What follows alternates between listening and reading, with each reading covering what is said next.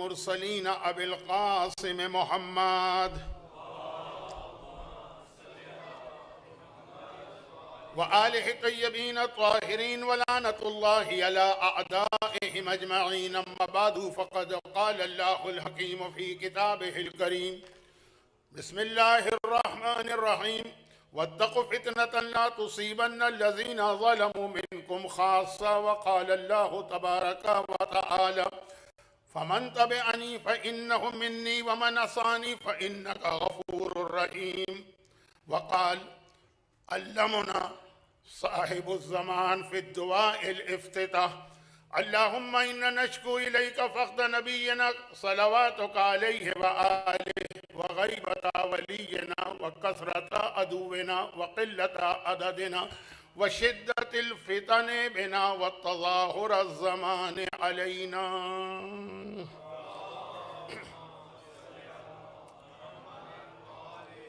कुरान की दो आयतों की तिलावत, जिनमें से एक परवरदिगार आलम का अपना फरमान है, दूसरी आयत तो कुरान ही की है, लेकिन हज़रत इब्राहीम का कौल है जो अल्लाह को इतना पसंद आया कि उसे कुरान की आयत बना दी। और तीसरे ज़माने के इमाम की एक हदीस, जिसे हम हदीस नहीं कहते, दुआए इफ्तिताह कहते हैं। माह मुबारक रमज़ान की इन तारीख़ों में जिनका ताल्लुक़ मौला की शहादत से भी है और शब क़द्र जैसी अजीम रात से भी, बहुत मुश्किल होता है बैलेंस करते हुए तकरीर करना कि वक्त भी बहुत ज़्यादा न लगे। मौला के फ़ज़ाइल तो हम सारी ज़िंदगी सुनते रहते हैं, गम की रातें हैं तो ज़रा मसाइब का बयान शब क़द्र साल में सिर्फ एक मरतबा हमको मिलती है। मेरा मौजू है मौजूदा ज़माने के फितने सीरत अमीरुल मोमिनीन की रोशनी में। आयत जो मैंने तिलावत की है, सबसे पहली आयत ये सूरह अनफाल की आयत। सूरह अनफाल कुरान करीम का 8वां सूरा, और इस एतबार से ज़रा मशहूर हो गया है कि बाज़ मोमिनीन कराम जो है ना, वो कुरान करीम में कभी खुम्स को तलाश करते हैं कि भाई ये खुम्स कुरान में कहाँ आया है, यह कुरान का हुक्म है कि मौलवियों का बनाया हुआ मसला। तो सूरह अनफाल ही की आयत है जिसमें खुम्स का बहुत ही वाज़ेह हुक्म है। 10वें पारे की पहली आयत। सूरह अनफाल 9वें पारे से शुरू हुआ है, 10वें पारे तक जब पहुंचा तो पहली आयत। अगरचे उसमें फिर एक खराबी पैदा कर दी लोगों ने। शैतान तो नहीं छोड़ता है ना हमें, हत्ता ये कि रमज़ान में जब वो कैद में है तब भी वहां बैठकर रिमोट कंट्रोल के जरिए से वो अपना सिस्टम तो चला रहा।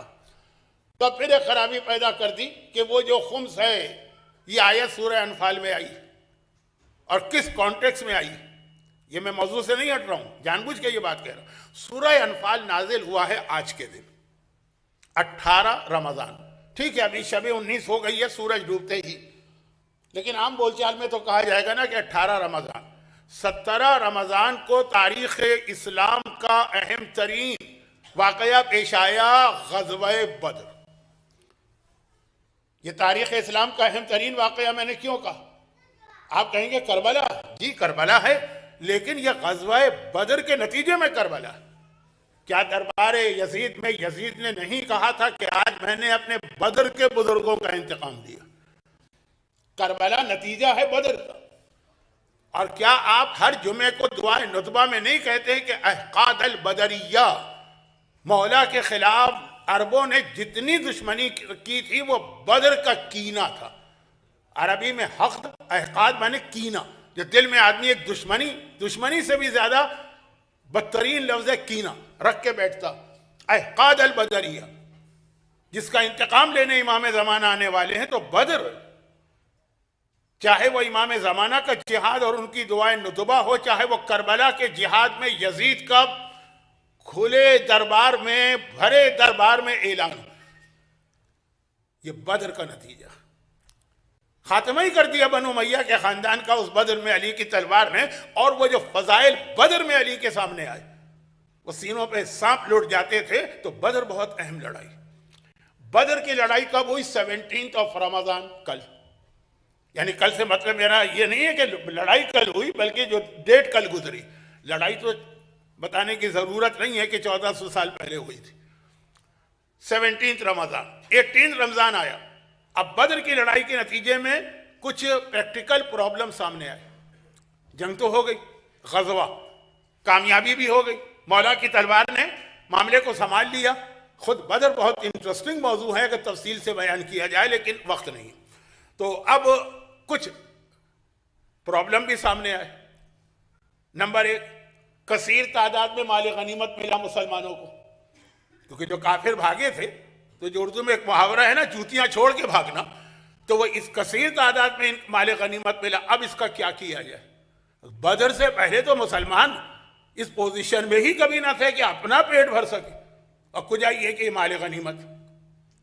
तो कुरान की आयत नाजिल हुई कि इसका खुमुस निकालो और बाकी 4 हिस्से मुजाहिदों में तकसीम करो। कुरान की आयत अगर किसी खास मौके पर नाजिल हो तो उस खास मौके के लिए वो महदूद नहीं, फिर वो आयत कयामत तक के लिए।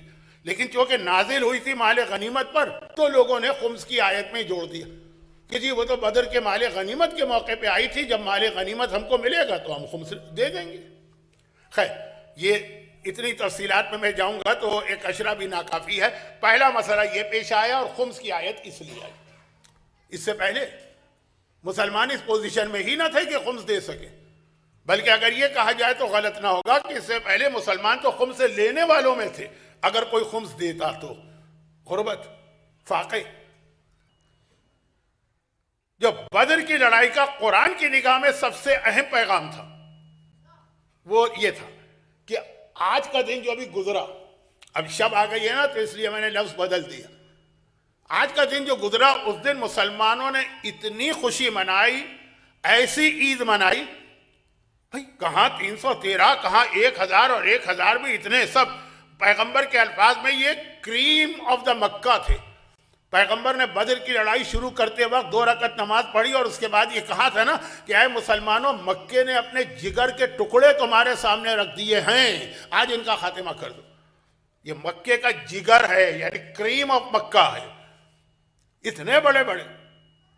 और वो जो बदर में 313, ये सब मजालिम बर्दाश्त किए हुए उन्हीं के हाथों सबका खात्मा हो गया। नामुमकिन, एक इम्पॉसिबल चीज, मुसलमान सोच भी नहीं सकते थे। मौला की तलवार के सदक़े में और तुफैल में मुसलमानों को कामयाबी हुई, अगरचे इसके नतीजे में मौला और मौला की औलाद को अब तक मजालिम बर्दाश्त करना पड़ रहा है। ये बहुत सारी चीजें हैं जो मैं बहुत जल्दी जल्दी जमा कर रहा हूं। तो लेकिन बात ये कहना, इतने खुश हुए कि शायद पूरे कुरान में ये लफ्ज कहीं नहीं आया जो बदर के अगले दिन आया। यौमइज़िन यफ़रहुल मुमिनूना बिनस्रिल्लाह। ये आयत आप 2 दिन बाद पढ़ेंगे, सूरह रूम की शुरू की आयत। अलिफ लाम मीम गुलिबतिर रूम फी अदनल अर्ज़ व हुम मिन बादि ग़ल्बिहिम सयग़लबून यौमइज़िन यफ़रहुल मुमिनूना बिनस्रिल्लाह। ये लफ्ज आया कुरान में कि वो बदर का दिन है जब यफ़रहु, मोमिनीन ईद मना रहे हैं, खुशी मना रहे हैं, जश्न मना रहे हैं, सेलिब्रेट कर रहे हैं क्योंकि अल्लाह की मदद आ गई। इतने खुश थे मुसलमान के कुरान को कहना पड़ा। शायद मैंने पिछली तकरीर में भी इशारा किया था और उससे पहले भी मैं कहता रहता हूं कि हमारे यहाँ 9 रबीउल अव्वल को ईद ज़हरा कहा जाता है। ये ईद ज़हरा, लेकिन अरब दुनिया में कहा जाता है, इसको कहा जाता है फरहत ज़हरा। जो हम लोग ईद कहते हैं वो इसके लिए लफ्ज फरहा इस्तेमाल करते हैं, फरहत, क्योंकि अरबी में, सही अरबी में फरहा और फरहत के माने ईद से भी बड़ी खुशी। तो कुरान कह रहा है मुसलमान इतने खुश थे कि कुरान को रिपोर्ट करना पड़ा सूरह रूम की 3री आयत में, बदर की लड़ाई के बाद। अगरचे ये वाक़या भी बड़ा दिलचस्प है, रूम और ईरान की जंग, लेकिन मेरा मौजू कुछ और है। इतने खुश है।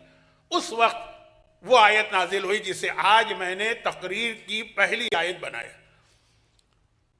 देखो तुम इतने खुश हो, हर खुशी का एक नतीजा, एक निगेटिव नतीजा निकलता है। आदमी खुश होकर ये समझता है कि हमने उनको शिकस्त दे दी है, अब ये कभी हमारे सामने सर नहीं उठाएंगे। बस जहां पे आदमी गाफिल हुआ और वहां पे दुश्मन ने अपना काम कर दिखाया। मुसलमान इतने खुश थे, कुरान ने कहा खुश हो क्योंकि अल्लाह की मदद आई है, मगर इतने खुश ना हो कि ये समझो कि अब तो काफिर मार खा के गए हैं, अब तो कभी हमारे सामने नहीं आएंगे। आयत सूरह अनफाल की आयत नाजिल हुई, यही आयत। अब देखिए बदर की लड़ाई के बाद आयतों पे आयतें आ रही। जो मसला पेश आता है फौरन उसी वक्त आयत आती है, वत्तकू फितनतन ला तुसीबन्नल्लज़ीना ज़लमू फितना वअइद्दू लहुम मस्तताअतुम मिन कुव्वा। जब पाकिस्तान ने 29 मई को गालिबन एटॉमिक एक्सप्लोजन किया था तो यही आयत की तिलावत करके वो बटन दबाया गया था। ये दुश्मन के लिए हर वक्त तैयार रहना, तैयारी रखना, ये ना समझना कि वो मार खा के गया है तो गया ही गया, नहीं वापिस आएगा और ज्यादा तैयारी के साथ आएगा। और फिर कहा और डरो उस इम्तिहान से, उस फितने से, उस ट्रायल से कि जब वो आएगा तो उसकी लपेट में खाली जालिम नहीं आएंगे, जालिम मजलूम सब उसकी लपेट में आ जाएंगे। अब समझिए बहुत मुख्तसर वक्त में दो जुमलों को। मुसलमानों से कहा गाफिल ना होना, मुसलमान गाफिल हो गए। चुनांचे अगले साल ओहद में जब काफिरों ने तैयारी करके मुसलमानों पर अटैक किया तो इतना नुकसान मुसलमानों को पहुंचाया कि पैगंबर की पूरी जिंदगी में किसी जंग में इतना नुकसान नहीं, क्योंकि मुसलमान गाफिल हो गए। समझ रहे थे मार खा के गए तो गए। अब वो एक अलग मौजू है, अगरचे अगले ही महीने में यानी 15 शव्वाल को जंग ओहद की तारीख है और जनाब हमजा की शहादत जैसा अजीम वाकया, लेकिन वो अगला महीना है। फिलहाल आज की बात तो हो जाए तो कुरान ने ये पैगाम दिया और कहा देखो तुम्हारी इस गफलत के नतीजे में फिर जो तुम्हारा ट्रायल लिया जाएगा और तुम पर मुसीबत आएगी तो खाली जालिम उसकी लपेट में नहीं आएंगे, जालिम मजलूम, क्या वो गेहूं के साथ घुन भी पिस जाता है, सब इसके लपेट में आएंगे। माशरे में जब खराबी फैलेगी सब लपेट में आएंगे। अच्छा अब इसमें एक जुमला और कह दूं जो कहने जिसकी तफसील का दिल तो बहुत चाह रहा है, लेकिन चूंकि आज का मौजू कुछ और, वो यह है कि शैतान 1 महीने के लिए कैद। तो अब आप समझ रहे हैं कि जब वो जेल से निकलेगा तो शरीफ बन के निकलेगा। जेलों में इसलिए डाला जाता है ना मुजरिम को कि उसकी इस्लाह हो। पाकिस्तान की जेलों में इसलिए डाला जाता है ताकि वो और ज्यादा तजुर्बेकार और मजीद ट्रेनिंग लेके बाहर निकले। यही होता है ना। कहा शैतान तुम समझ रहे हो कि 1 महीने वो कैद है और तुम उसके बगैर हो और इबादतें कर रहे हो और अपनी स्पिरिचुअलिटी बढ़ा रहे हो और अपनी रूहानियत बढ़ा रहे हो, तो मुकाबला कर लोगे शैतान से? नहीं, जब वो कैद से निकल के आएगा अगर तुम जरा गाफिल हुए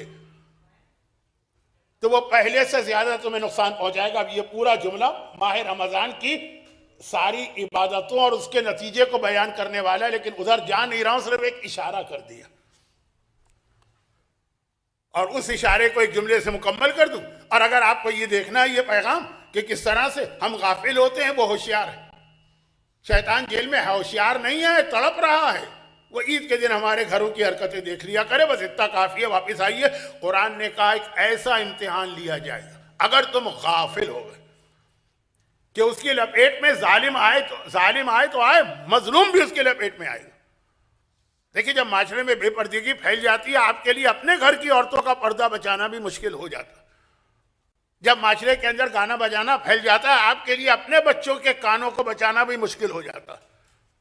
वो जो एक हदीस है आखिरी जमाने की निशानियां, बहुत मशहूर हदीस, कि आखिरी जमाने में हालत ये होगी कि हराम माल, रिस्क हराम इतना फैलेगा कि मोमिन 1 दिरहम हलाल का कमाना चाहेगा, नहीं मिलेगा। हराम उसको नहीं चाहिए, खुद उसके घर में 70 दिरहम आ जाएंगे। नहीं चाहिए आपको, लेकिन आ ही जाएगा। नहीं सुनना आपको गाने, लेकिन अतराफ में इस तरह से गाने होंगे कि आप इसके लपेट में आ ही जाएंगे। दूसरी आयत मैंने जो तिलावत की वो मैंने शुरू में अर्ज कर दिया कि हजरत इब्राहिम का कौल है, लेकिन अब अल्लाह को इतना पसंद आया कि उसे सूरह इब्राहिम की 5वीं आयत बना दिया। ये एक अलग बहस है फिर उलमा में कि जो अल्लाह का कलाम नहीं है, इंसानों का कलाम है, अगर वो कुरान में आ जाए तो क्या वो भी उतना ही काबिल एहतराम है और वो इतना ही मोजिजा है जो अल्लाह के अल्फाज हैं? ये अल्फाज तो अल्लाह के नहीं है, ये तो हजरत इब्राहिम के अल्फाज। चले इब्राहिम की हद तक तो समझ में आ जाएगा। शैतान के जो जुमले कुरान के अंदर हैं, लेकिन जब कुरान में आ गए तो क्या वो भी मोजिजा बन गए और काबिल एहतराम हो गए? ये एक अलग बहस है। मैंने पिछली तकरीर में भी कहा था कि माह मुबारक रमज़ान कुरान का महीना है, तफसीर कुरान का महीना है। बयान सुना करें, तफसीर के दर्स में शरीक हुआ करें, लेकिन ये तो ज़िम्नी बात। बहरहाल खुलासा ये है कि हज़रत इब्राहिम का अच्छा, हजरत इब्राहिम क्या फरमा रहे हैं? फमन तबिअनी फइन्नहु मिन्नी।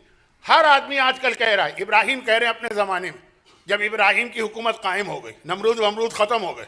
नमरूद का है, अमरूद नहीं का है, कभी सुनने में धोखा होता है। अमरूद तो बाकी है और बहुत अच्छा फल है, लेकिन वो जो है वो नमरूद वमरूद सब खत्म हो गए, इब्राहिम की हुकूमत कायम हो गई, तो अब हर आदमी अपने आप को इब्राहिम वाला कह रहा है। लोग परेशान हो गए कि या नबी खुदा, ये इतने सारे आपके चाहने वाले निकल कहां से आए? ये इतने सारे अगर आपके चाहने वाले थे तो ये नमरूद और ये आग और ये सारा, ये आपका इम्तिहान कैसे होता? इब्राहिम ने कहा सुनो, अच्छा हम और आप तो पाकिस्तान इंडिया के हैं ना, शेर की हुकूमत आएगी तो हर आदमी शेर वाला बन जाएगा, और बल्ले की हुकूमत आएगी तो हर आदमी बल्ले वाला बन जाएगा। ये तो हमारे यहाँ एक आम सी बात है, लेकिन ये ह्यूमन नेचर है। इब्राहिम के जमाने में ये हुआ, तो इब्राहिम ने जवाब दे दिया, मुझसे मत पूछो कौन है मेरा। फमन तबिअनी, जो मेरी पैरवी कर रहा है, अपने आमाल में मुझे फॉलो कर रहा है, फइन्नहु मिन्नी, बस वही मेरा। जो नाम मेरा ले रहा है, फॉलो कर रहा है नमरूद को, उसका मुझसे क्या ताल्लुक? नाम ले रहा है अली को, फॉलो कर रहा है मुआविया को, उससे मेरा क्या ताल्लुक? नाम ले रहा है हुसैन का, फॉलो कर रहा है यजीद को, उससे मेरा क्या ताल्लुक? अब ये जुमला है आज की मजलिस का असल मौजू। अपना 3 दिन की 4 दिन की मजालिस का मौजू दोहरा दूं, दौरे जदीद के फितने सीरत अली की रोशनी में। फितने के हवाले से एक आयत आई, सीरत अली के हवाले से एक आयत आई कि सीरत अली को फॉलो कर रहे हो तब तुम फइन्नहु मिन्नी। ये इब्राहिम का कौल है, अल्लाह को पसंद इतना आया कि कुरान बना दिया। अभी तो हम तर्जुमे की मंजिल पर हैं, वक्त चल है थोड़ा। इसके बाद आइए, माह मुबारक रमजान में पूरा महीना हमारे यहाँ एक दुआ पढ़ी जाती है। पहले इसका रवाज कम था, गुज़श्ता चंद सालों में इसका रवाज बहुत ज्यादा हो गया। उस दुआ का नाम है दुआए इफ्तिताह, और उसका दूसरा ही जुमला दौरे जदीद का जो फितना आज की मजलिस में बताना चाहता हूं। कई फितने हैं ना, कुछ एक आज आएगा, एक कल आएगा, एक परसों आएगा। कल वाला फितना ये कल या परसों, अभी वादा नहीं कर सकता, इतना अहम है कि आयतुल्लाह सिस्तानी के बड़े बेटे आगा रजा सिस्तानी, जो अपने बाप की मरजइयत की जिम्मेदारियां भी संभाले हुए हैं और दर्स से इज्तिहाद भी दे रहे हैं, उन्होंने माह शाबान की जो आखिरी स्पीच की थी उस स्टूडेंट से जो इज्तिहाद की तालीम हासिल कर रहे हैं, उसमें उस फितने की जानिब इशारा किया जो 3 महीने पहले इस मेंबर पर मैं बता गया था। मैं ये नहीं कह रहा हूं कि उन्होंने मेरी तकरीर को कॉपी पेस्ट किया है, नऊज़ुबिल्लाह। मैं कह रहा हूं कि मसला पूरी दुनिया के लिए इतना बड़ा कि हर अकल रखने वाला जो है ना फौरन चौंक उठता है कि ये फितना हमारी कौम में कैसे आया। वो कल या परसों आगा रजा सिस्तानी, उनकी तकरीर जो आपको इंटरनेट पे शायद मिल जाए। वापस आइए असल मौजू पर कि वो दूसरा फितना है। पहला क्या? पहला जो बता रहा हूं वो ये फितने के हवाले से, फितना अभी नहीं बता रहा हूं, अभी फितने के हवाले से मोमिन को तैयार कैसे रहना। पूरा माह मुबारक रमजान हमारे यहाँ एक दुआ पढ़ी जाती है। जमाने के इमाम ने अपनी गैबत सुगरा में ये दुआ अपने शियों को दी थी। गैबत कुबरा में इमाम कोई चीज हमको नहीं दे सकते, नहीं दे सकते का मतलब इमाम की मजबूरी नहीं, गैबत का जो फलसफा है ना उसमें ये। लेकिन गैबत सुगरा में इमाम एक्सेसिबल होते हैं ऑथेंटिक तरीके से। गैबत कुबरा में भी कितने लोग दावा करते हैं हम इमाम से मिले और हमारे पास इमाम आए और हमको इमाम ने ये दिया और हमसे इमाम ने ये लिया, सारे झूठे। लेकिन गैबत सुगरा में तो था ना सिलसिला। तो मोहम्मद इब्ने उस्मान इब्ने सईद अहवाजी जो जमाने के इमाम के दूसरे वो नायब थे जिनसे इमाम रेगुलर मुलाकात किया करते थे, और इनके बाद वो तीसरे नायब थे जो अरीजे की वजह से आपको याद है हुसैन इब्ने रौह, जिनका नाम लेकर अरीजा डालते हैं, वो जो एक चेन चल रही है। सेकंड, उनको ये दुआ दी थी। ये दुआ दी थी का मतलब इमाम ने दुआ नहीं मांगी थी उनके हक में, ये दुआ उनको दी थी कि ये तोहफा है हमारे शियों के लिए, और उनसे कहना कि माह रमजान की हर रात को ये दुआ की तिलावत करें। और अभी भी ये दुआ मेरी तकरीर से पहले तिलावत की गई, दुआ इफ्तिताह। उस दुआ के बिल्कुल इख्तितामी पैराग्राफ का जुमला मैंने आज मजलिस में 2 आयतों के बाद पढ़ा, ये कहकर के वो इमाम की हदीस समझ लीजिए। अल्लाहुम्मा इन्ना नशकु इलैका फख्दा नबियना सलावातुका अलैहि वाल। ये लफ्ज बहुत स्ट्रॉन्ग लफ्ज है। जो आपको शायद ही किसी हदीस में, किसी दुआ में या किसी आयत में मिले। कौन सा लफ्ज? कंप्लेन।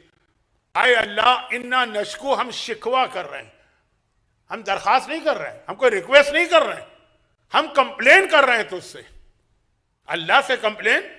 अल्लामा इकबाल ने शिकवा लिखा था कि मुसीबत आ गई थी, जवाब शिकवा लिखना पड़ा मजबूरी में। अल्लाह से आप शिकवा कर रहे हैं, कंप्लेन कर रहे हैं। क्या कंप्लेन कर रहे हैं? पूरे रमजान 6 चीजों का शिकवा आप कर रहे हैं, अगर ये 6 मिलकर एक ही बनेगी। फख्दा नबी ये ना, आए खुदा ये हमारी कंप्लेन है, तूने नबी को हमसे दूर कर दिया, वो दुनिया से चले गए। चले, फिर भी एक सहारा था, वो गए ना तो अपने नुमाइंदा और अपना नायब बना के गए ना, वो उसी तरह से हमारी देखभाल करेगा जैसे नबी करता। नबी किस तरह देखभाल करता है? सूरह तौबा की उस आखिरी आयत को पढ़ लीजिएगा, जिसे कंप्यूटर के माहिरीन, सब नहीं, हाफ नॉलेज वाले कुरान ही नहीं मानते, क्योंकि वो उनके कंप्यूटर के सॉफ्टवेयर से मुनासिबत नहीं रखती। मैं कहां कहां की बातें छेड़ बैठता हूं, असल बात तो रही जाती है। उसमें है कि पैगंबर किस तरह हमारा ख्याल रखते हैं। चले, असल तो वो हैं, वो चले गए, तो कम से कम हमारा वली, हमारा सरपरस्त, हमारा गार्जियन, हमारा प्रोटेक्टर, इमाम तो है। मगर हमारी कंप्लेन है कि रसूल को तूने बुला लिया अपने पास, वह गैबता वली है ना, और हमारे वली को गायब कर दी जो हमें प्रोटेक्ट कर सकता। ये आप कंप्लेन कर रहे हैं 30 दिन, चले अभी 18 दिन में, तो 18 दिन। अच्छा, अब वो नहीं है, लेकिन हालात बहुत अच्छे होते तब भी कुछ ना कुछ आदमी कर लेता। कसरता अदुवे ना।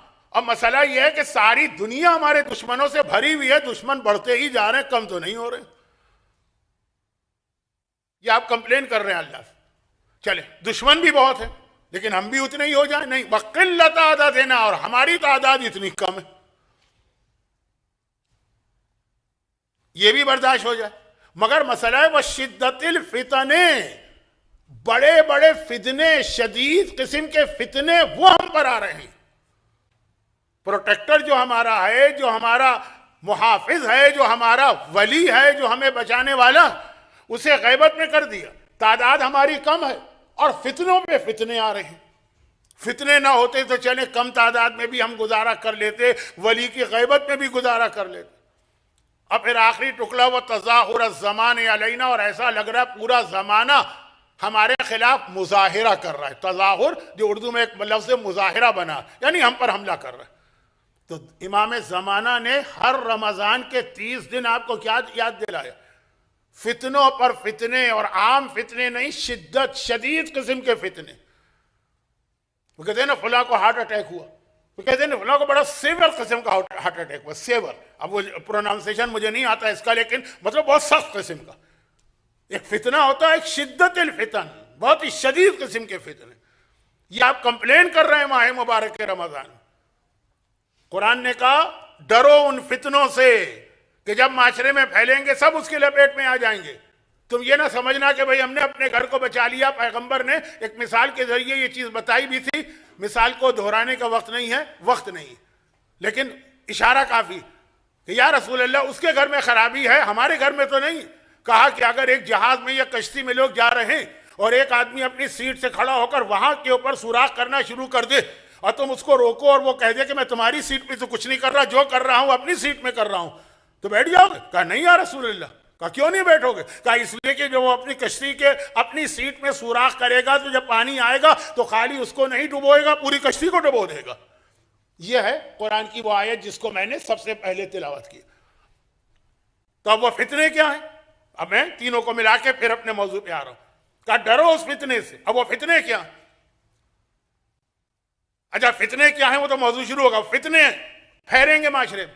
उस वक्त जो अली की सीरत के मुताबिक चल रहा है वही अली वाला कहलाएगा, जो अली की सीरत से हट गया फितने की वजह से गया वो ममन तबेअनी फइन्नहु मिन। और ये फितने जो हैं रुकेंगे नहीं, शिद्दतिल फितने बिना बढ़ते भी जाएंगे और सख्त भी होते जाएंगे। दो अलग चीजें, यानी तादाद भी इनकी बढ़ती जाएगी, हर साल कोई नए फितने। आज ही मैं देख रहा था एक पोस्टर, 19 रमजान की मजलिस का हेडिंग थी खालिक़े कायनात का मातम। हर दफा नई चीज निकलेगी। ये मेरे मौज़ूआत होते नहीं है क्योंकि बात बहुत फैल जाती है। हर मर्तबा का फितने तादाद में भी ज्यादा होंगे और हर फितना अपनी इंटेंसिटी में भी पहले के मुकाबले में, वही फितना पहले के मुकाबले में ज्यादा सख्त होगा। अब देखिए वो क्या है। अब मैं बात यहां से शुरू करता हूं, थोड़ी बात आज, थोड़ी बात कल। आगा सिस्तानी वाली बात जो है वो भी बहुत अहम है, लेकिन वो परसों आएगी। यहां पे पहले मैं एक मिसाल दे दूं।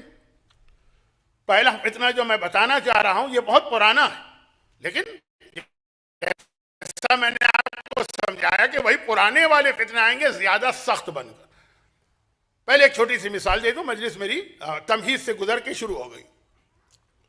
हमारे यहां कराची में एक बड़ा प्रॉब्लम था, या अभी भी होगा, मुझे काफी अरसा हो गया कराची छोड़े हुए, लेकिन एक प्रॉब्लम था और शायद पाकिस्तान के कई जगहों पर है।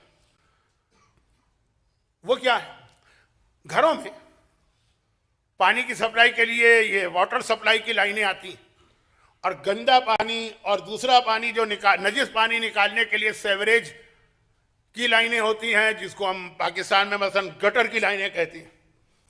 दो किस्म की लाइनें होती हैं, पाक साफ पीने वाला, खाने पकाने में इस्तेमाल होने वाला पानी आता, और एक जो है वो गंदा पानी, घर से नजिस पानी वो घर से बाहर निकाला जाता है, उसके लिए वो गटर लाइन होती है। पाकिस्तान का खास तौर पर कराची का इंफ्रास्ट्रक्चर बहुत पुराना हो गया, गरीब मुल्क है। लोग गरीब हैं कि नहीं उस पर बहस होगी, लेकिन बहरहाल हुकूमत गरीब है। इतनी है नहीं गरीब जितना करप्शन ने गरीब कर दिया, खजाने खाली हैं, तो अब उसको, उस इंफ्रास्ट्रक्चर को मेंटेन रखना या उसको बेहतर बनाने का तो कोई चांस ही नहीं। वो चल रहा है 70 साल से, 80 साल से, 100 साल से। नतीजा क्या हुआ कि कई जगहों पर पानी की लाइन भी लीक कर गई और गटर लाइन भी लीक कर गई, और दोनों पानी जमीन के नीचे, हमको कुछ नजर नहीं आ रहा, वो मिल गए। और उसके नतीजे के अंदर जो हमारा पाक पाकीज़ा, जिससे हम वुजू करेंगे, जिससे हम गुस्ल करेंगे, जिससे हम नियाज की चीजें बनाएंगे, जिससे हम अपने खाने की चीजें बनाएंगे, उसमें वो गटर का पानी शामिल हो जाता है। और ये बहुत आम चीज है, बहुत से लोगों को पता ही नहीं चलता, बहुतों को पता चल जाता है, लेकिन वो कहते हैं हम क्या करें, चॉइस हमारे पास नहीं है, जिसके नतीजे में कसरत के साथ पाकिस्तान में हेपेटाइटिस बी और सी के केसेस होते हैं। मैंने इससे पहले भी मजलिसों में पढ़ा था, अगरचे मुझे नहीं पढ़ना चाहिए क्योंकि ये मेरा टॉपिक नहीं है, डॉक्टर्स की फील्ड। जिस जमाने में 30 साल पहले एड्स से सारी दुनिया घबरा रही, मेरी मजलिसें आप देखेंगे, मैंने कहा एड्स इतना बड़ा मसला पाकिस्तानियों के लिए नहीं है जितना ये हेपेटाइटिस, और वो होता है इसी पॉल्यूटेड पानी की वजह से। क्या मैं मजलिस पढ़ रहा हूँ या कोई लोकल काउंसिल में खड़ा हूँ और काउंसिलर का इलेक्शन लड़ रहा हूँ तो ये सारे वादे कर रहा हूँ? नहीं। अब सुनिए, अब ये मिल जाते हैं पानी, कुछ नजर नहीं आता, सब जमीन के नीचे, लेकिन जरा मोमिन के कान खड़े होते हैं। कब? जब वो जो साफ पानी घरों में आ रहा है उसकी रंगत बदल जाए, कलर चेंज हो जाए, उसका जायका, टेस्ट बदल जाए और उसमें स्मेल आने लगे। शरीयत का एक मसला भी है कि कितना ही पाक व पाकीज़ा पानी हो, अगर उसका रंग या उसकी बू या उसका जायका चेंज हो गया तो वो नजिस माना जाएगा। अलबत्ता चेंज का मकसद ये है कि उसमें नजासत की बू आ जाए या नजासत का कलर आ जाए या नजासत का टेस्ट आ जाए। अब मसाइल बयान करने का मौका नहीं है। कल मैं एक जगह मजलिस पढ़ रहा था, पता नहीं क्यों मेरा मूड चेंज हुआ, मैंने कहा एक मसला लोगों को बता दो। वो एक मसला बताने के अंदर तकरीर 95 मिनट, 1.5 घंटे से 5 मिनट ऊपर हो गई। मैं आपको ज्यादा दहलाना नहीं चाहता, दहशतज़दा नहीं करना चाहता, मैं कह रहा हूं, मैं रोक रहा हूं अपने आप को कि मसले में जब मैं जाता हूं तफसील में तो कहीं से कहीं निकल जाता हूं। तो खुलासा यह है कि रंग बू मजा बदल जाए, मोमिन के कान खड़े होते, मोमिन नहीं हर इंसान के, ये गड़बड़ पानी लग रहा है। अब उसमें एक तो वो मेंटेलिटी होती है कि हम क्या कर सकते हैं, हम दोनों लाइनें चेंज नहीं कर सकते हैं, ये गवर्नमेंट की लाइनें हैं, इतने तो पैसे हमारे पास नहीं, चलो जो होता है होने दो। फिर वो हेपेटाइटिस बी होता है, फिर वो हेपेटाइटिस सी होता है, जो होता है होने दो। फिर इन साहब के लिए नमाज जनाजा होती है, फिर इनके लिए सोइम की मजलिस होती है, फिर चेलुम की मजलिस होती है, यही सब कुछ होता है। लेकिन यह है कि जो समझदार मोमिन है, खासतौर पर शरीयत का ख्याल रखने वाले, उनके कान खड़े होते हैं। तो हमारे वजू गलत हो रहे हैं, तो हमारी तो नमाजें गलत हो रही, तो हमारे तो गुस्ल गलत हो रहे हैं, तो हमारे तो खाने गलत हो रहे हैं। खाली खिंजीर या सुअर खाना हराम नहीं है, नजिस ग़िज़ा को खाना भी हराम है।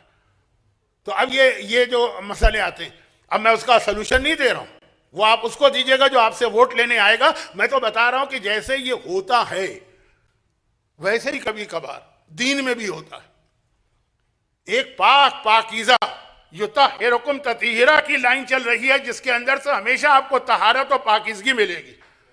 और एक वो खबासा शजरा खबीसा मुआविया के बुजुर्ग, मुआविया को लाने वाले, उन सब की एक लाइन चल रही है जिसके अंदर आपको सिवाय गंदगी, सिवाय खबासत, सिवाय नजासत के कुछ नहीं मिलेगा। अब ये दो अलग अलग लाइनें चल रही, लेकिन कभी कभार ऐसा होता है कि लीकेज हो जाता है और पानी मिल जाते हैं। अब वो कैसे पता चले?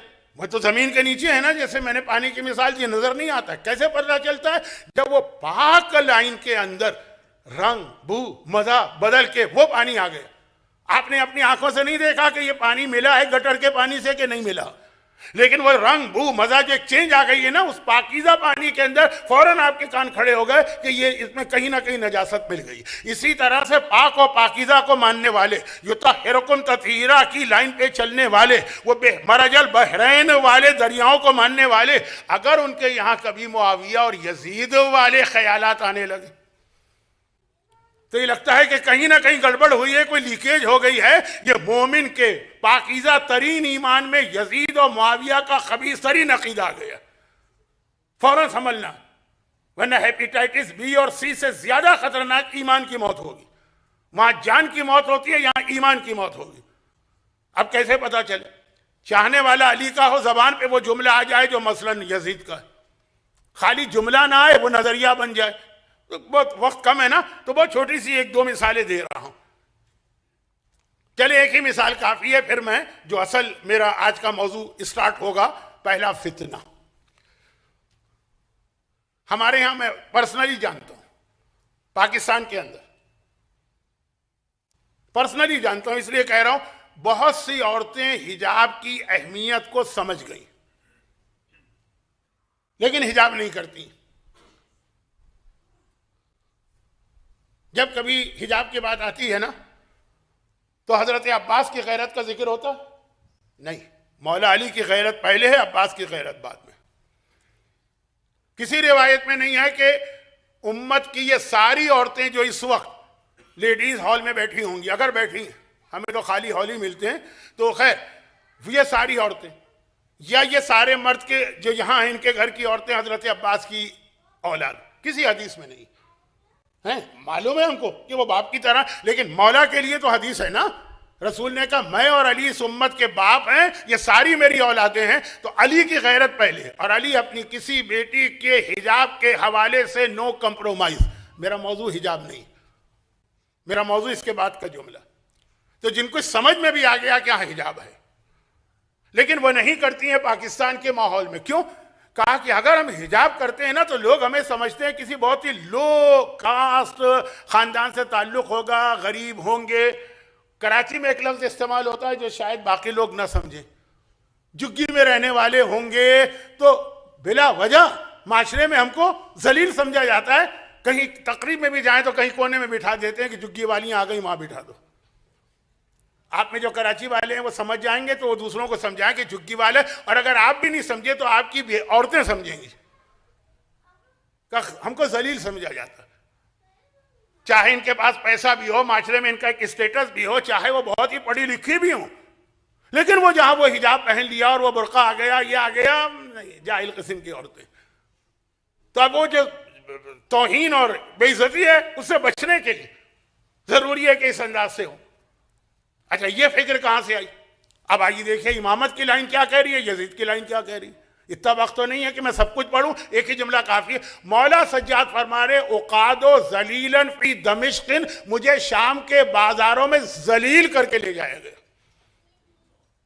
मौला क्या जिल्लत थी क्या? मेरी बहनें और मेरी माएं और मेरी फूफियां बेमकना चादर के मेरे पीछे आ रहे। बेमकना चादर के आना सज्जाद की निगाह में जिल्लत है, और आज के मोमिन की निगाह में मकना और चादर पहन लेना जिल्लत।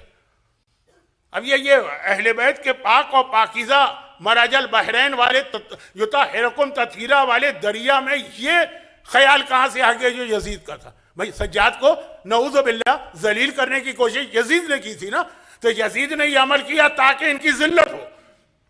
तो जो यजीद अमल कर रहा है इनको जलील करने के लिए, और इमाम कह रहे हैं ये मेरी जिल्लत है, मेरी इज्जत है, घर वालों का हिजाब। आज मोमिन या मोमिना के दिल में ये ख्याल क्यों आ गया? अगर इस वजह से हिजाब नहीं कर रहे, अगर कोई और वजह है तो वो फिर तो फिक़ी मसाइल अपने उलमा से पूछ।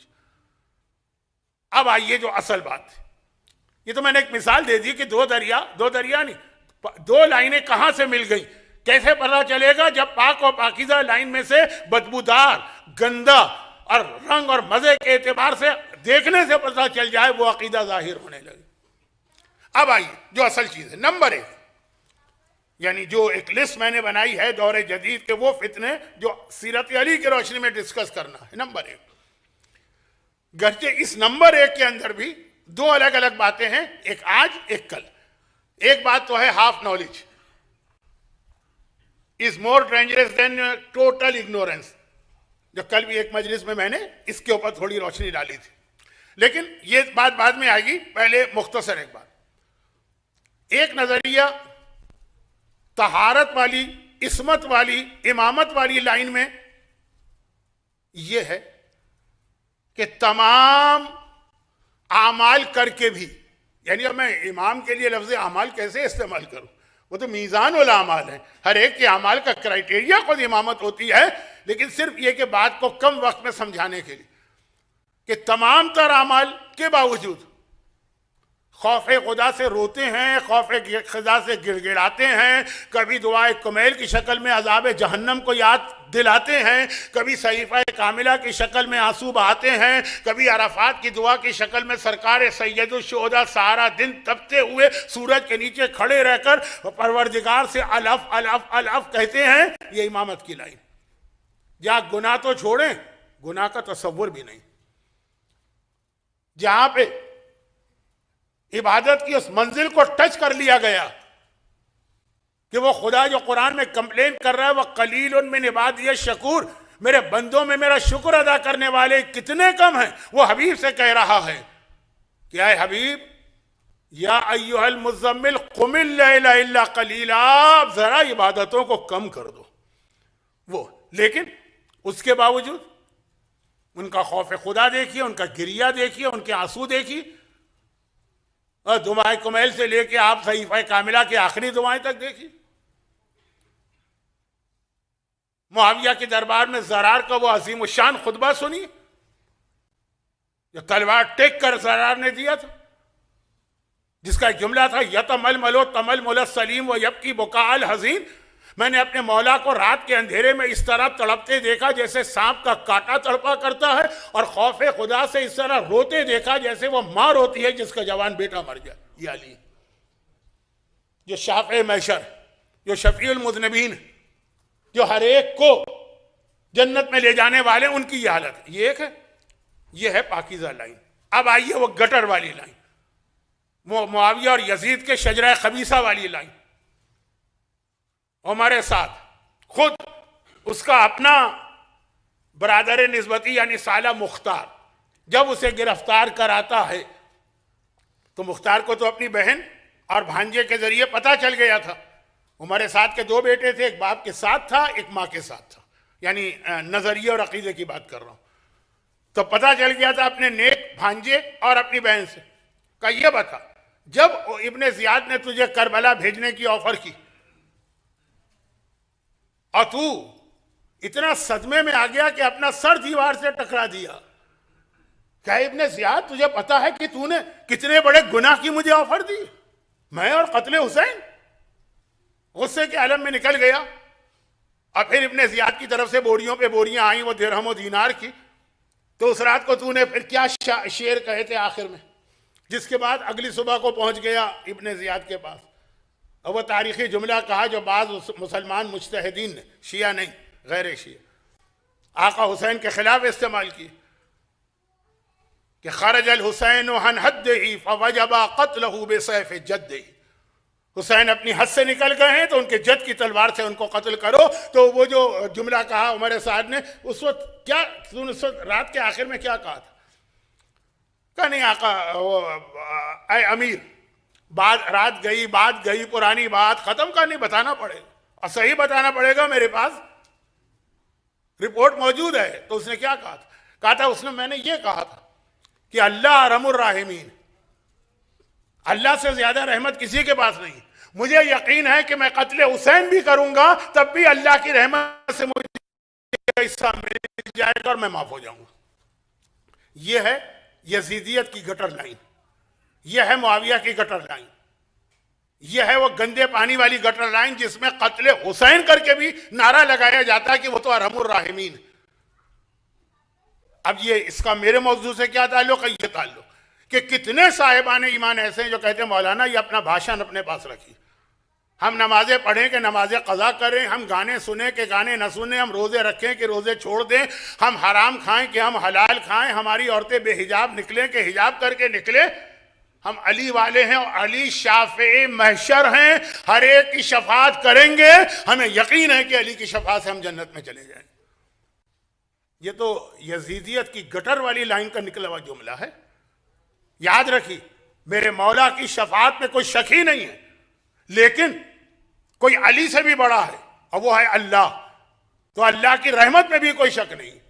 लेकिन अगर आप कहें कि नहीं भाई अल्लाह की रहमत का मतलब ये नहीं है कि कोई हुसैन को भी कत्ल करे तो जन्नत में चला जाए, तो ये कंडीशंस आपने डालना शुरू कर दी ना कि रहमत है मगर कंडीशंस के साथ, शफात है उसमें भी कंडीशन डालिए।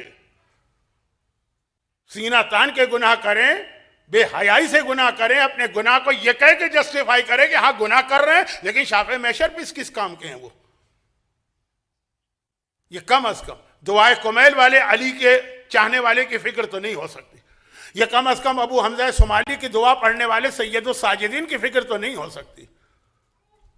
ये उमर साद की फिक्र नजर आ रही है। लेकिन वही मैंने कहा, पता नहीं चलता, खुद मोमिन को भी नहीं पता जो मैं कह रहा हूं इसका नतीजा क्या निकल रहा है। वो कहीं अंदर जमीन के अंदर या सीने के अंदर ये दो लाइनें आपस में मिल गई। और जो जैसा कि मैंने कल भी एक जगह मजलिस में एक जुमला कहा था, इसको आज यहां पे रिपीट करता हूं और इसके बाद मसाइब पे आता हूं। कल शफाअत मौलाए कायनात में कोई शक ही नहीं, लेकिन दुआ इफ्तिताह की बात थी ना कि इमाम ज़माना का ये हदिया है हमारे लिए। इसका शुरू का ही जुमला अल्लाहुम्मा इन्नी अफ्ततहु सना बिहम्दिक व अंत मुसद्दिदुन लिसवाबि बिमन्निक के बाद पहला जुमला व अयक़नतु अन्नका, ये मौला है। जब हम अल्लाह की तारीफ कर रहे हैं लेकिन ये मौला का शफाअत का नजरिया वाज़ेह हो रहा है। व अयक़नतु अन्नका अंत अरहमुर राहिमीन फी मौज़िइल अफ़्व वर रहमा व अंत अशद्दुल मुआक़िबीन फी मौज़िइन निकाल वन नक़िमा। अरे खुदा मैं गवाही देता हूं जहां रहमत की जगह है तुझसे ज्यादा रहमत वाला कोई नहीं, लेकिन जहां पकड़ की जगह है वहां तुझसे ज्यादा सख्त अजाब लेने वाला भी कोई नहीं। अब सुनिए एक छोटी सी तारीखी हिकायत और आज की बात को। शेख मुफीद, अल्लाह अल्लाह मैंने किसका नाम ले लिया, तारीख तशय्यो का पिलर। जो हमारे बड़े बड़े मराजी, मसलन मैं आज भी आगा खुई का एक आर्टिकल पढ़ रहा था, अरकान तशय्यो, रुकन, पिलर ऑफ तशय्यो, शेख मुफीद। काज़मैन में जब आप तशरीफ ले जाते हैं तो 7वें इमाम और 9वें इमाम की जरी के बाहर वाले रवाक में शेख मुफीद की कब्र है और उनके साथ उनके उस्ताद इब्ने कौलवे की। वो बेचारे इब्ने कौलवे जो इतने अजीम आलिम थे कि जो हदीस वो नकल करेंगे वो बिल्कुल सही मानी जाएगी। ये वक्त नहीं है, मैं बात समझ रहा हूं। आजकल उन पे पाकिस्तान में काफी लानत मलामत हो रही है अपनों की तरफ। वजह आज नहीं, वक्त नहीं। तो अब मैं आ जाऊं असल बात के ऊपर के शेख मुफीद, दो खुसूसियात इनको ऐसी हैं, बात इनके तो हालात पे आप मुझसे पूरा अशरा सुन लीजिए, मगर दो खुसूसियात। पहले यह कि तारीख शीयत के वाहिद आलिम हैं जिसमें मुज्तहिद, मर्जे, आयतुल्लाह उज़्मा सब वाहिद आलिम है जिनके नाम इमाम ज़माना ने लिख कर लेटर भिजवाए जो कन्फर्म तरीके से आए। दावे करने वाले तो बहुत है, कन्फर्म इमाम के हाथ का लिखा हुआ खत, इनके नाम 3 खत आए। नंबर 2, इनकी मौत के बाद इमाम ज़माना ने इनका मरसिया बाकायदा पढ़ा। अनीस के मरसिये सुने होंगे आपने, दबीर के मरसिये सुने होंगे, इनका मरसिया कहा जो इनकी कब्र पे आज भी लिखा हुआ। बहुत अजीम मर्जे और शीयत की बहुत तबलीग की। इनका एक बहुत मशहूर वाक़या है कि जब ये नए नए बगदाद में आए थे और इतने मशहूर नहीं थे, अब ये वाकई को समझाना मुश्किल है, इसमें जरा सी इल्मी टर्म्स आ रही, मैं समझाऊंगा भी नहीं, जिनकी समझ में आ गया नहीं आया तो बकौल शख्स से आपकी और कितनी बातें समझ में आती हैं कि हम इसी एक बात का रोना रोएं। शेख मुफीद एक दुश्मन अहले बैत की महफिल में पहुंच गए, वो यानी बगदाद का सबसे बड़ा आलिम था, और वहां पहुंच के देखा कि वो हर मौजू पे बात कर रहा है और बहुत सारी चीजों से शीयत की नफी कर रहा है, इनकार कर रहा है। वक्त नहीं है कि मैं इसको जरा रिफाइन करके वाकई को बताऊं। तो शेख मुफीद ने एक मर्तबा उससे कहा कि तेरा नजरिया गार वाले वाक़े और गदीर वाले वाक़े के बारे में क्या है? गार, दो आदमी गार में थे, रसूल के साथ कोई और था और कुरान की आयत नाजिल हुई। कहा वो गार की हदीस गदीर की हदीस पे तरजीह रखती है। कहा क्यों? कहा इसलिए कि गार का वाक़या दिरायत है, यानी एक वाक़या हुआ है, एक चीज फैक्ट है। गदीर एक खाली एक हदीस है, लोगों ने सुनाई है, पता नहीं सही है पता नहीं गलत। भाई एक चीज जो आप खुद अपनी आंख से देख रहे हो जो हो गई, और एक चीज जो आपके पास सुनी सुनाई आई। कहा कि अक्लमंद जो हो गया है उसको हमेशा अहमियत देगा, उसके ऊपर जो गदीर का वाकया कि गदीर रिवायत है, हम तक रिवायत पहुंची। गार का वाकया तो बिल्कुल हिस्ट्री में है कि ये हुआ था, गदीर भी हुआ था, लेकिन वो ये कह रहे। इन्होंने कहा अच्छा ये बताओ, अच्छा वो पुराने जमाने में मौला खलीफा राशिद तो आज भी अहले सुन्नत मानते हैं उस वक्त। कहा कि अगर कोई इमाम बरहक के खिलाफ जंग करे तो उसने कहा वो काफिर है, बदतरीन गुनाहगार। तो कहा कि जो आयशा ने जंग की थी इमाम बरहक के खिलाफ, कहा लेकिन उन्होंने बाद में तौबा कर ली थी।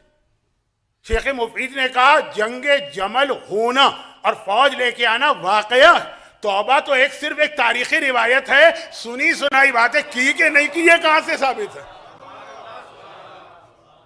उसने देखा, कहा कि तू कौन है?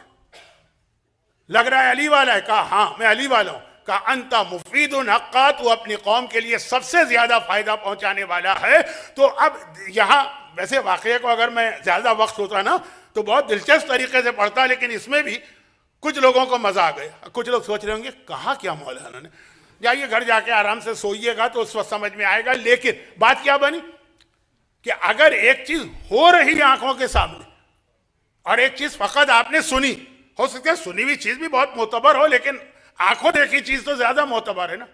मौला की शफाअत बरहक है, लेकिन मेरा एक सवाल ये कि मौला गुनाहगारों की शफाअत करेंगे, ये तो सारा सिलसिला हदीसों का है, शक नहीं। लेकिन जब मौला की अपनी हुकूमत कायम हुई थी और गुनाहगार मौला के सामने आते थे, शिया गुनाहगार, तो मौला सबको छूट देते थे कि किसी का हाथ काटा, किसी को संसार किया, किसी को जेल में डाला, किसी पे कोड़े बरसाए। ये तो सारे वाकयात है ना, ये तो हुए हैं। अफलाह का हाथ कटा कि नहीं कटा?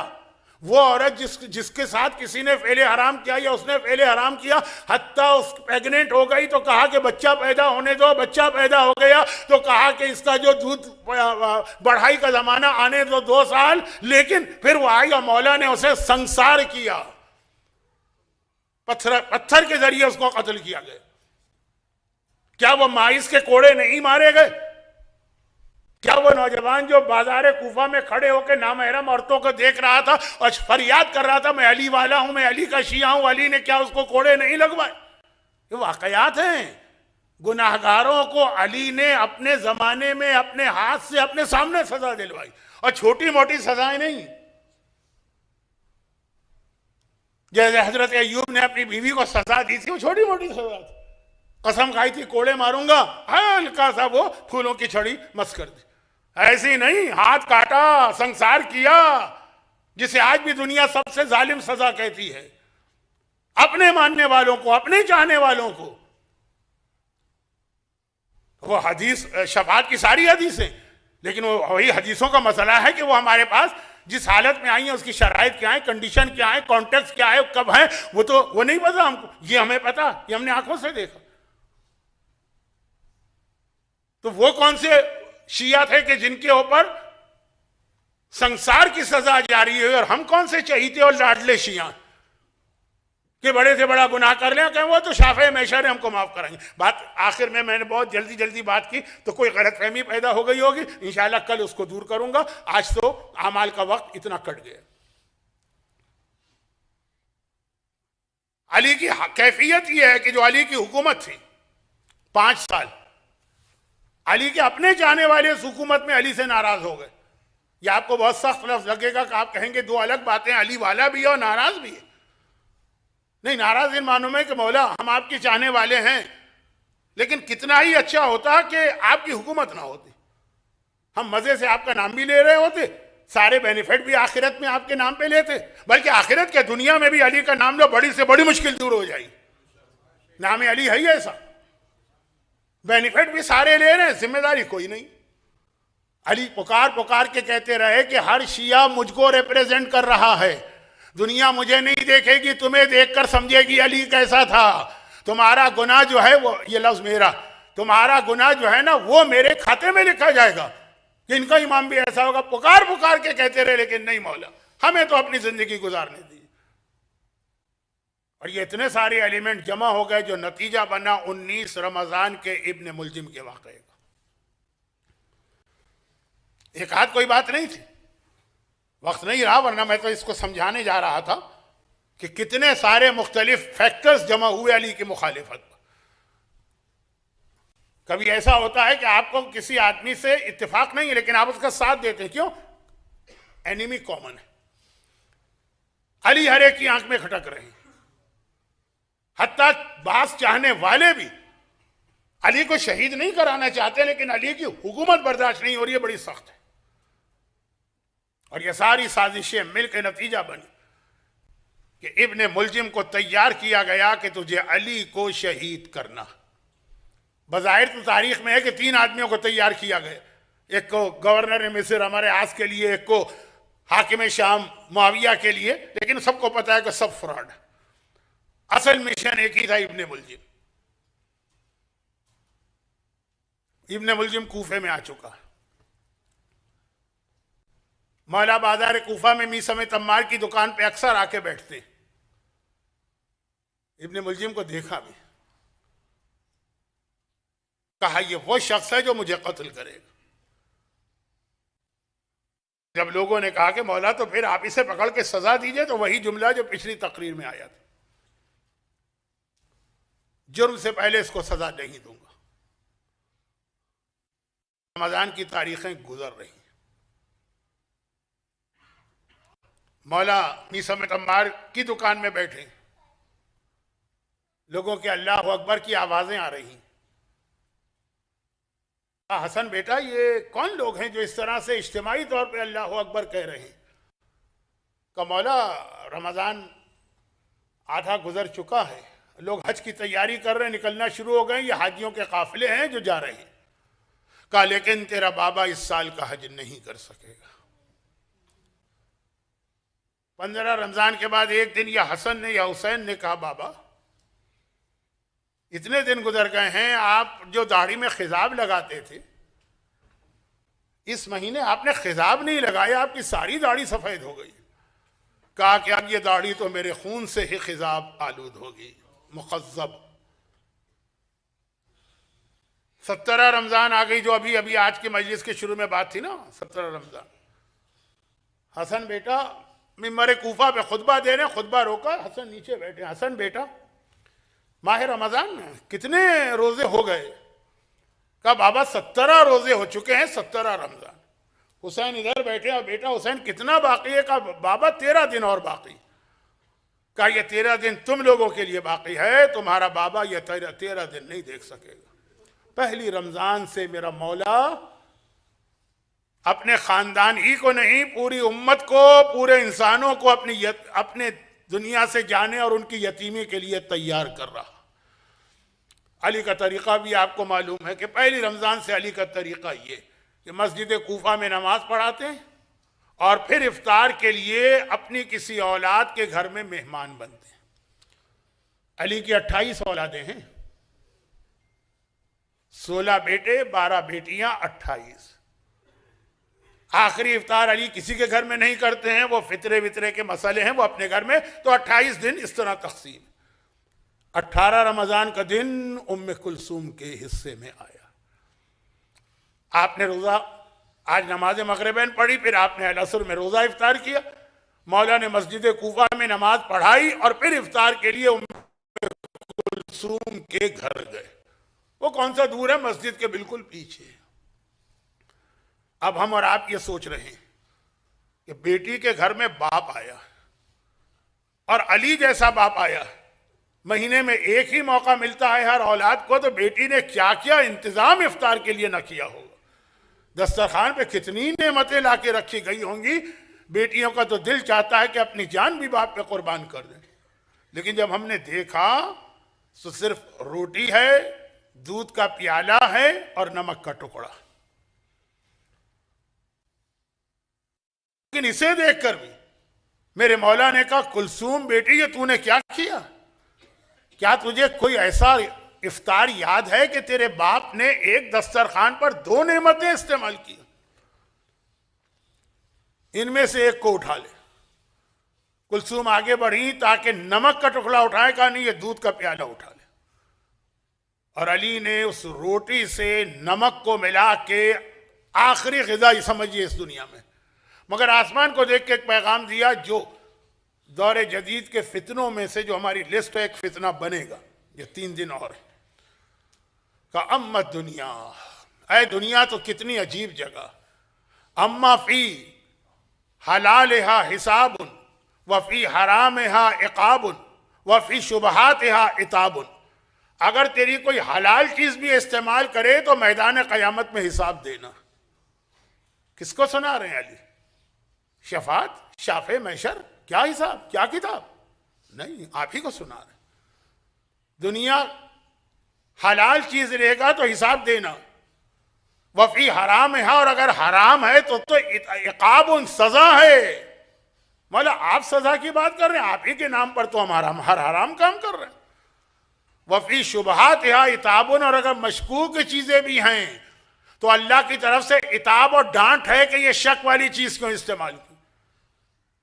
और ये जुमला कह के फिर अली ने मुसल्ला इबादत को संभाला और सारी रात इबादत कर रहे। लेकिन कुलसूम कहती हैं कि सारी जिंदगी जो मैंने बाबा की देखी, बाबा को इबादत में इस हालत में तो कभी नहीं देखा था। अली की इबादत तो वो थी कि हालत नमाज में पांव से तीर खींचो तो अली को पता नहीं चलता। जब अली नमाज के लिए खड़े होते थे लगता था कि जैसे कोई दरख्त अपनी जगह है, जर्रा सी भी हरकत नहीं है अली के जिस्म में। लेकिन उम्मे कुलसूम कहती हैं कि सारी जिंदगी बाप की ऐसी इबादत देखी, फुल कंसंट्रेशन वाली।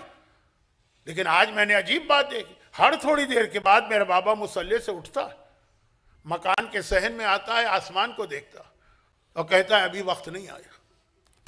फिर वापिस आते हैं मुसल्ले पर, 2, 4, 5, 10 नमाजें हुई, फिर बाहर आ रहे हैं।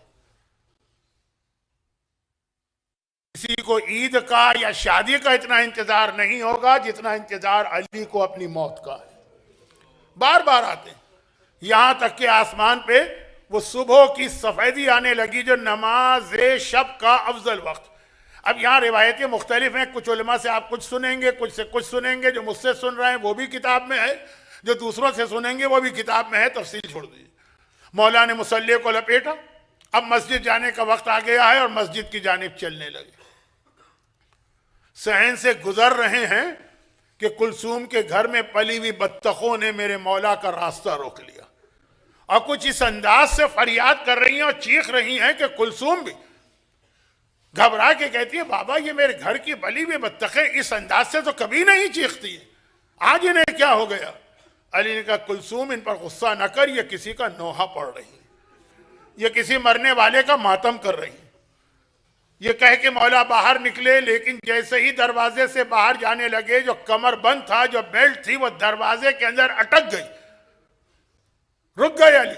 कुलसूम ने घबरा के कहा, बाबा ये निशानी तो बहुत बुरी निशानी है, मेरा दिल घबरा रहा, आज आप मस्जिद में न जाइए, जोधा को भेज दीजिए। जोधा मौला की बहन उम्मे हानी का बेटा, जनाब कुलसूम के फर्स्ट कजिन, कहा आज उनको भेज दीजिए। कहा कुलसूम जो अल्लाह ने तकदीर में लिख दिया है उसे कोई नहीं टाल सकता। ये कह के मेरा मौला मस्जिद में आया, देखा फजर का वक्त है और लोग उठकर इबादतें कर रहे हैं, मगर एक आदमी सो रहा। अब वो कौन था? इब्ने मुलजिम था। मौला ने करीब आके इब्ने मुलजिम को बेदार किया, कहा कि उठ जा, नमाज का वक्त आ गया है, तैयारी कर जिस काम के लिए आया। मेरा दिल चाहता है तड़प के कहूं, या अमीर अल मोमिनीन, ये सो रहा है, इसको सोने दीजिए, कम वक्त सोता रहे, नमाज हो जाए, आप घर पहुंच जाएं। मौला कहेंगे तुमने अब तक अली को नहीं समझा? अली अपने कातिल की भी नमाज कजा करते नहीं देख सकता। बाकायदा इब्ने मुलजिम को बेदार किया, वो जल्दी से होशियार हो गए। ये इब्ने मुलजिम है ना, कोई मोमिन तो है नहीं कि वजू के लिए जाएगा, इसी हालत में आके सफ में खड़ा हो गया और बिल्कुल अली के पीछे पहली सफ में खड़ा है। मेरे मौला की पहली रकत हुई, दूसरे सिजदे में गए। अभी मेरे मौला ने कहा था सुबहान रब्बियल आला व बिहम्दिह, उधर इब्ने मुलजिम की तलवार चमकी, अली के सर पे यह तलवार उसी जगह लगी जहां आज से 35 साल पहले खंदक की लड़ाई में अमर इब्ने अब्दवद ने पहला वार किया था। वो जख्म ठीक हो गया, लेकिन वो निशान था, तलवार वहीं पे लगी। और एक मर्तबा मस्जिद हैरान हो गई। सुबहान रब्बिल आला व बिहम्दिही के बाद तो सिजदे से सर उठाते हैं। जुमला सुनने में आ रहा है फुस्तो बे रब्बिल काबा, फुस्तो बे रब्बिल काबा, रब्बे काबा की कसम में कामयाब हो गया। और फिर अली की आवाज आई, हसन बेटा आगे बढ़ के इस नमाज को मुकम्मल कराओ। अल्लाह, कोई मेरे आका हसन मुश्तबा से पूछे, जिसका बूढ़ा बाप अपने ही खून के अंदर लौट रहा है और मुसल्ले पर है, और जवान बेटे को बूढ़े बाप के बराबर खड़े होकर नमाज मुकम्मल कराना, किस तरह से ये अल्लाह की नमाज हसन ने मुकम्मल कराई। लेकिन इधर कहा अस्सलामु अलैकुम व रहमतुल्लाहि व बरकातुह, और उधर एक मर्तबा तड़प के पलटे, बाबा के सर को अपनी गोद में लिया। हुसैन भी पहली सफ पे आ गए, बाबा के पांती बैठे। एक मर्तबा दोनों ने बाप को उठाया और गिलीम में एक किस्म का कम्बल, एक किस्म की चादर जो सर्दियों में लोग बदन पे डालते हैं, उसमें मौला का जिस्म जमा किया और मौला को लेके मस्जिद कूफा से घर की जानिब चले। अल्लाह आप में से हर एक को मस्जिद कूफा ले जा चुका है, उसके बिल्कुल पीछे ही तो अली का घर है। अब ये ले चले, फजर का अव्वल वक्त है, अभी अंधेरा छाया हुआ है, लोगों को एक दूसरे के चेहरे नजर नहीं आ रहे, मगर उधर घर के अंदर ज़ैनब और कुलसूम नमाज फजर पढ़ रही थी। एक मर्तबा दोनों बहनें तड़प उठी, जल्दी से नमाज खत्म की। ज़ैनब ने कहा कुलसूम बहन, ये तो अजीब निशानियां जाहिर हो रही हैं, क्या देख नहीं रही हो जमीन में जलजला आ चुका है, आसमान पे सुर्खो सिया आंधियां चल रही हैं, जिब्राइल के रोने की आवाज आ रही है। कुलसूम बहन याद है ना, जब नाना रसूल खुदा दुनिया से गए थे तब भी यही हुआ था, जब अम्मा फातिमा दुनिया से गई थी तब भी यही हुआ था। अरे खुदा खैर करे, हमारा बाबा सलामत है, कोई बाबा की खबर लाके दे दे। करबला में तो जुलजिना था जो खबर लेके आया ना, यहाँ तो कोई खबर लाने वाला नहीं है। बहनें तड़प के दरवाजे पे आ गई हैं, अब दरवाजे से बाहर नहीं जा सकती हैं, बेचैन हैं कि इतने में देखा सामने से हसन और हुसैन बाबा को लेके आ रहे हैं। बाबा का चेहरा जर्द पड़ चुका है, गशी की आलम में है, आंखें बंद हैं। बस जैनब ने कहा कुलसूम बहन, अरे हम यतीम होने जा रहे, हमारा बाबा दुनिया से जा रहा। उधर मेरा मौला गशी की आलम में था। बस एक बेख्तियार मौला ने आंखें खोली। हसन हुसैन बेटा, ये हमारे साथ कौन लोग आ रहे हैं? कहा बाबा ये आपके साहबी हैं, ये आपके चाहने वाले हैं, ये आपके पीछे नमाज पढ़ने वाले हैं, ये आपकी खैरियत दरियाफ्त करने आ रहे हैं। कहा हसन बेटा, इनका शुक्रिया अदा करके इनसे कहो वापस चले जाएं, यहीं से वापस चले जाएं। हसन ने कहा बाबा मगर ये आपके मोहब्बत करने वाले हैं, आपकी खैरियत दरियाफ्त करना चाहते हैं। कहा लेकिन मेरे कान में अपनी ज़ैनब के रोने की आवाज आ रही, अगर मैं ज़ैनब की आवाज सुन रहा हूं तो ये भी ज़ैनब की आवाज सुन रहे होंगे। अभी अली जिंदा है, अली की खैरत बर्दाश्त नहीं कर सकती, उसकी जिंदगी में उसकी बेटियों की आवाज ना महरम के कान तक पहुंचे। मौला यकीनन आपने बिल्कुल ठीक कहा, आपने हक कहा, आप इतने ही गैरतमंद हैं, लेकिन आज 40 हिजरी है, 20 साल के बाद 60 हिजरी में इसी शहर कूफा में आ जाइए, आज तो फिर भी अंधेरा है, उस वक्त दिन की रोशनी है, आज तो फिर भी ज़ैनब दरवाजे के पीछे है, उस वक्त बलवा आम के अंदर है, आज तो फिर भी ज़ैनब के सर पे चादर है, उस वक्त ज़ैनब बेमकना चादर के है, आज तो फिर भी आपके चाहने वालों का मजमा है, उस वक्त यजीदियों का गोल है। और एक मर्तबा ज़ैनब को इसी आलम में अली के शहर में ले जाया जा रहा है।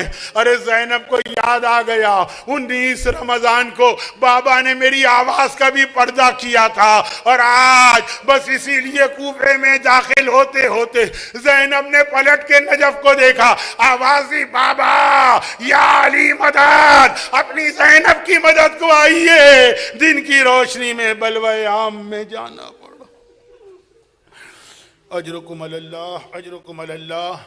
अगरचे दिल तो यही चाहता है कि फ़ौरन मातम हो, लेकिन आज की इतनी अहम रात मौलाए मुत्तक़ियान की ख्वाहिश, परवरदिगार अली के जितने चाहने वाले ये मर्द ये औरतें आज की मजलिस में, इनको, इनके घरों को, इनके घर वालों को, इनकी औलादों को दुनिया और आखिरत की हर परेशानी से महफूज फरमा।